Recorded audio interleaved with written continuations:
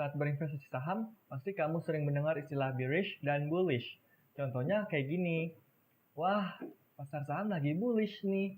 Atau, waduh, kenapa bearish ya? Betul nggak? Nah, apakah kalian sendiri sudah paham apa itu bullish dan apa itu bearish? Kalau belum tahu, jangan skip video ini ya, karena saya akan bahasnya untuk kamu.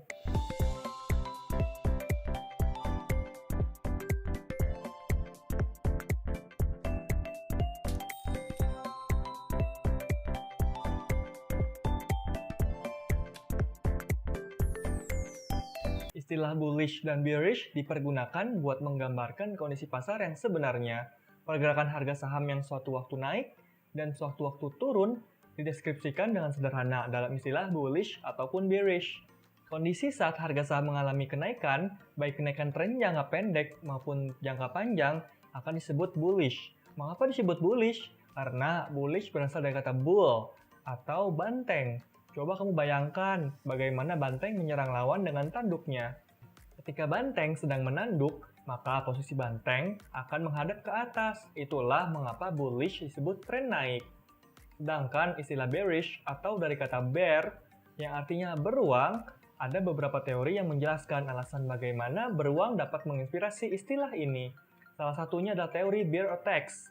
Seekor beruang menyerang lawan dengan cakarnya. Nah, posisi beruang ketika mencakar lawannya adalah menghadap ke bawah. Oleh karena itu, bearish disebut sebagai tren turun, baik dalam jangka pendek maupun jangka panjang. Penyebab pasar bullish maupun bearish sangat beragam, seperti kepanikan bisa panic buy atau panic sell, karena adanya informasi atau sentimen tertentu yang membuat investor buru-buru membeli atau menjual sahamnya.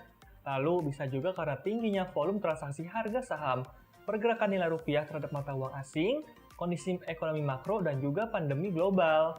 Untuk mengetahui atau bisa memprediksi bagaimana kondisi pasar saham ke depannya, kamu harus sering-sering ya membaca berita tentang emiten saham dan tren pergerakan harga saham. Bisa kamu dapatkan dari berbagai macam sumber. Salah satunya melalui aplikasi Ajaib. Di aplikasi Ajaib, kamu bisa menemukan berita mengenai kondisi ekonomi dan juga terkait saham yang sedang kamu pantau.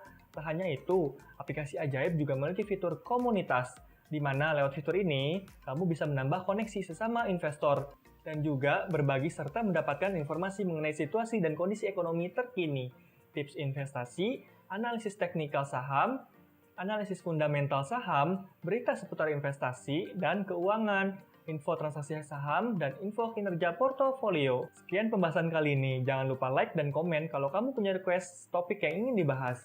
Juga subscribe dan tekan tombol loncengnya supaya kamu jadi yang pertama dapat video pembahasan terbaru seputar saham, reksadana, dan investasi dari Ajaib. Sampai jumpa!